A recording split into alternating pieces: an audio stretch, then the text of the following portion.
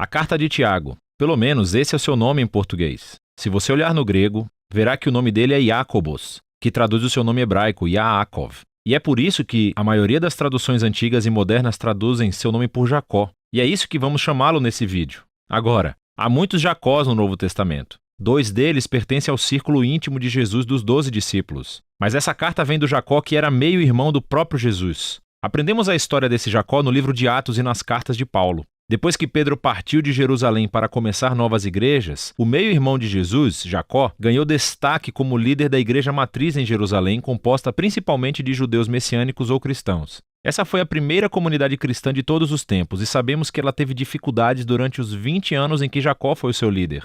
Houve uma fome que levou a uma grande pobreza na região e esses judeus messiânicos estavam sendo perseguidos por líderes judeus em Jerusalém. Mas, apesar de tudo, Jacó era conhecido como um pilar da igreja de Jerusalém. Ele também foi conhecido como um pacificador que liderou com sabedoria e coragem, até que foi tragicamente assassinado. E nesse livro temos o legado de ensino e da sabedoria de Jacó, condensados em um trabalho curto e muito poderoso. O livro começa como uma carta. Ele cumprimenta todos os judeus messiânicos que estavam vivendo fora da terra de Israel. Mas essa não é uma carta como as cartas de Paulo, onde ele aborda problemas específicos em uma igreja local. Em vez disso, esse livro é um resumo da sabedoria de Jacó para toda e qualquer comunidade de seguidores de Jesus. E o objetivo de Jacó não é ensinar novas informações teológicas. Em vez disso, ele quer se meter na sua vida e desafiar o modo como você vive. A sabedoria de Jacó foi fortemente influenciada por 2 fontes. A primeira é o ensino de Jesus sobre a vida no reino de Deus, especialmente o Sermão do Monte,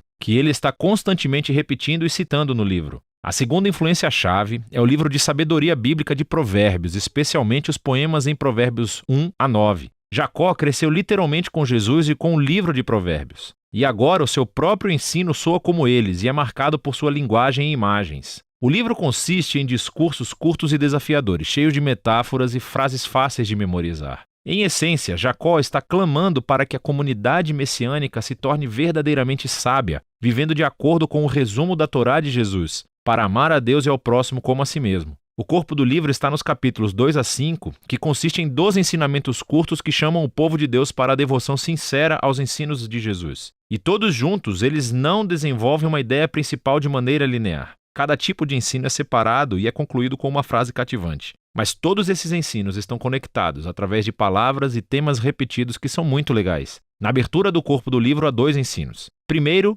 sobre favoritismo e amor. Jacó expõe como tendemos a mostrar favoritismo a pessoas que podem nos beneficiar e negligenciamos pessoas que não podem, geralmente porque são carentes. Jacó diz que isso é o oposto do amor definido por Jesus. Ele prossegue mostrando como é e como não é a fé genuína. Então, se alguém diz que tem fé em Deus, mas negligencia as pessoas carentes ou pobres, a fé dessa pessoa está morta, diz ele. Suas ações traem o que dizem que acreditam, e a fé genuína sempre resulta em obediência aos ensinos de Jesus. Agora, espalhados pelo corpo do livro, encontramos 3 lugares diferentes onde Jacó desenvolve o próprio ensinamento de Jesus sobre as nossas palavras. Então, com a mesma boca, lançamos dor sobre as pessoas e depois oferecemos louvor a Deus.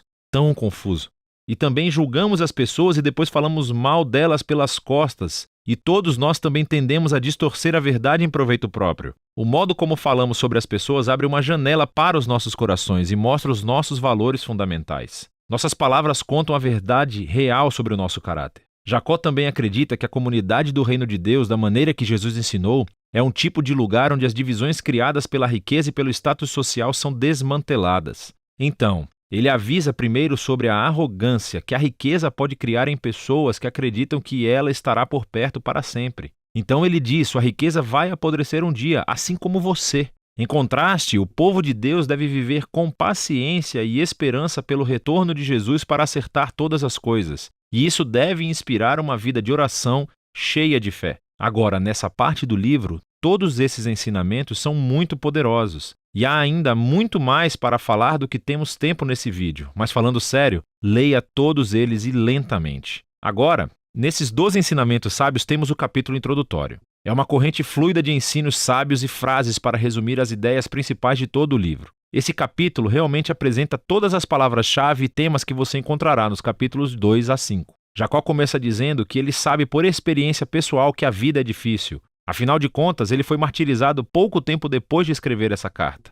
mas ele acredita que as provações e as dificuldades da vida são, na verdade, presentes paradoxais, que podem produzir perseverança e moldar o nosso caráter. Deus pode fazer um trabalho incrível dentro de nós, em meio ao sofrimento, e nos ajuda a tornarmos perfeitos e completos. Agora, essa palavra perfeito é realmente importante para Jacó. Ele a repete 7 vezes no livro. No hebraico bíblico e no grego, esta palavra refere-se à integridade. Significa viver uma vida completamente íntegra, onde as suas ações são sempre consistentes com os valores e crenças que você recebeu de Jesus. Jacó sabe que a maioria de nós realmente vive como pessoas fraturadas, com grandes inconsistências no nosso caráter. Estamos todos mais comprometidos do que queremos admitir. No entanto, Deus está em uma missão para restaurar pessoas fraturadas, para torná-las íntegras, e isso começa com sabedoria, a capacidade de ver minhas dificuldades através de uma nova perspectiva. Deus, generosamente, dará esse tipo de sabedoria às pessoas que pedem com fé,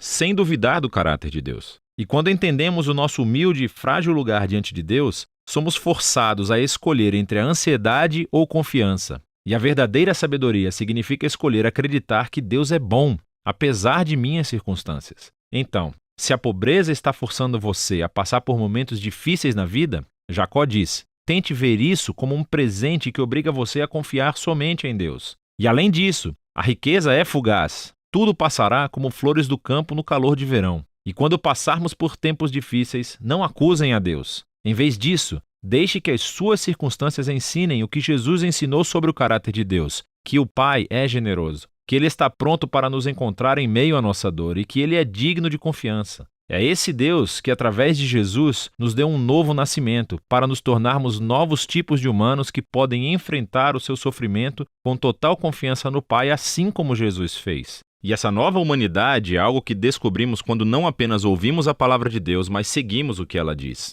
Jacó chama a palavra de Deus aqui de a perfeita Torá da liberdade. Ele está se referindo ao maior mandamento da Torá que nos foi transmitido através de Jesus, que ele nos libertou para amar a Deus e amar o próximo. E Jacó mostra praticamente como é esse tipo de amor. Significa falar com os outros de uma maneira gentil e amorosa. Significa servir os pobres e viver com devoção sincera somente a Deus. Agora, você pode ver como esse capítulo de abertura contém todas as palavras-chave e ideias exploradas mais profundamente nos 12 ensinos dos capítulos de 2 a 5. Jacó se aprofundou na sabedoria de Jesus e dos provérbios. E ele nos deu um grande presente nesse livro da sua própria sabedoria. Esse livro é como um soco na barriga bem trabalhado para aqueles que querem seguir a Jesus. E é disso que se trata o livro de Tiago, ou Jacó.